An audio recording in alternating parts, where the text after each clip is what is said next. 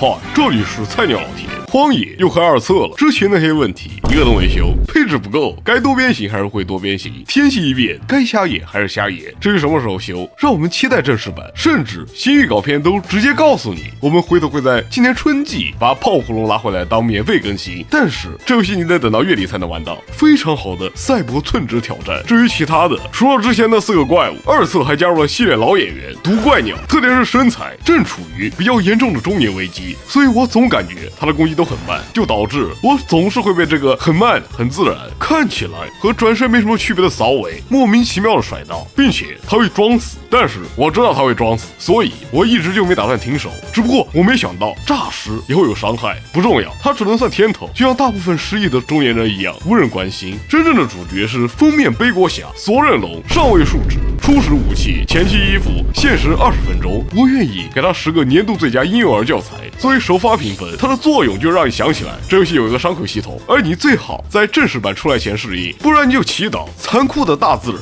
能够助你一臂之力吧。众所周知，怪物猎人的辅助只有2种，一种是黄雷龙，一种是其他辅助。2炮直接带走热火1400多血，是我在打了6、7把之后唯一一次成功捕获。我当时在想，这玩意儿到底该怎么在20分钟内解决？直到我看到其他天尊几分钟的片，我悟了。荒野的14把武器之间真的十分平衡，只不过有的武器比其他武器要更平衡一点。不过还好，我玩的是冲枪，不是双刀，不是斩斧，更不是片手，所以我不用等正式版也能获得正常的狩猎体验。不过排除这个问题，这座的伤口系统是真的非常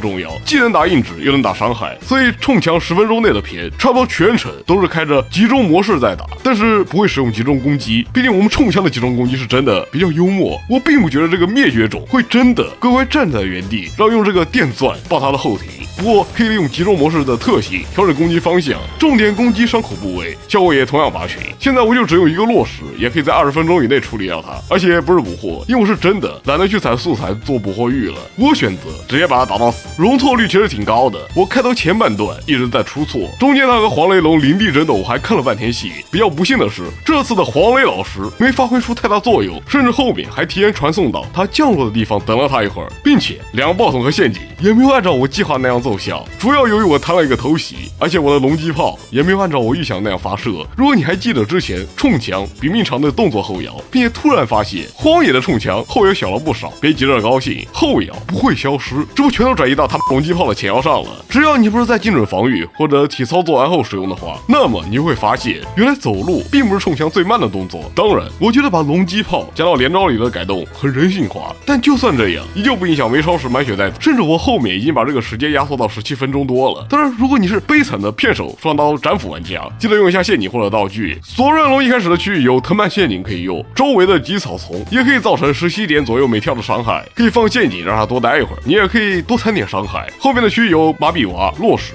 如果你还缺伤害，可以用箱子里的诱导弹把它拉到有更多落石的地方，3个如果全中，再加上后面的3个结晶柱，它应该就可以捕获了。你总不能一点伤害不打全靠大自然吧？当然我没有成功选中过，因为我是真的并不是那么会计算触发的时间，失败了会让我显得很小丑。至于为什么一开始不知道用这些东西，因为我已经彻底忘了有这些东西，甚至忘了有伤口系统，都他妈怪卡普空，到现在都不发售。至于索忍龙其实还数值高的教学怪物，应该是为了强调伤口系统和生态的重要性，顺便让你忘记钩爪和降虫。醒醒，已经2025年了，所以希望28号早日到来。那么这期视频就到这里，本来应该是做暗夜君临的，结果他们的幽默服务器让我白等了3个多小时，所以更多内容还在制作中。如果喜欢的话，记得点个订阅，让我们下次再见。